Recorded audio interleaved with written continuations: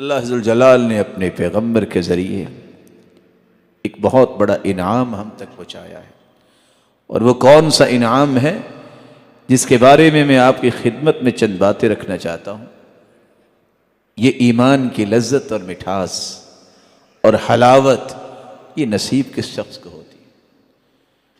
کھانا انسان کی جسمانی ضرورت ہے، کھانا اور پینا یہ جسم کی غذا ہے۔ اللہ کی طرف سے نازل شدہ وحی قرآن و حدیث یہ روح کی غذا ہے۔ کھانا پینا جتنا اچھا ہوگا اس کی لذت زبان محسوس کرتی ہے، ایمان جتنا اچھا ہوگا اس کی لذت دل محسوس کرتا ہے۔ انسان جسمانی طور پر بیمار ہو جائے، اچھے سے اچھا کھانا بھی اس کے سامنے رکھ دے اسے کڑوا لگتا ہے۔ انسان کا روح بیمار ہو جائے اور انسان کا ایمان کمزور ہو جائے تو انسان کو دنیا کی کوئی خوشی کیا کوئی غمی محسوس نہیں ہوتی، اس کے اندر صرف قلق ہوتی ہے، اضطراب ہوتا ہے، فرسٹریشن ہوتی ہے، ہر وقت پریشان، ہر وقت جو ہے کسی ڈپریشن کا شکار رہتا ہے۔ سبب کیا ہے؟ یہ بیچارہ ایمانی طور پہ دیوالیہ ہو چکا۔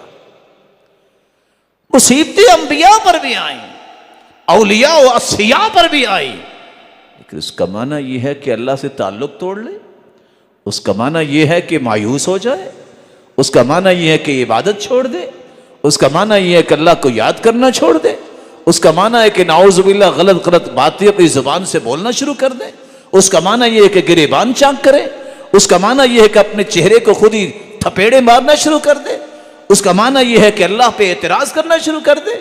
نہیں، ایمان کا معنی یہ ہے کہ کہا جائے کل لن یصیبنا الا ما کتب اللہ لنا هو مولانا، جو بھی حالات پیش آئیں گے وہ میرے رب نے فیصلہ کیا ہے، اور اللہ ذوالجلال ہمارا مولا ہے، وہی ہمارا مالک ہے، اس کے فیصلے پہ ہم راضی ہیں۔